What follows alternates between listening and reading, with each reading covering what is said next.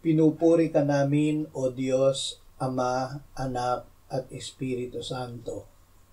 Salamat, Ama, na ibinigay mo sa amin si Jesus na iyong anak, na namatay para sa aming kasalanan, iyong muling binuhay, iniakyat at iniluklok sa iyong kanan sa langit. Salamat na ibinigay mo sa amin ang iyong banal na Espiritu, at sa pamamagitan niya ay ibinuhos mo ang iyong pag-ibig sa aming puso. Iniibig ka namin, O Diyos. Susundin namin ang iyong utos. Salamat sa katiyakan na nasa amin ang iyong grasya, dahil ikaw at ang iyong anak ay nananahan sa amin. Amen.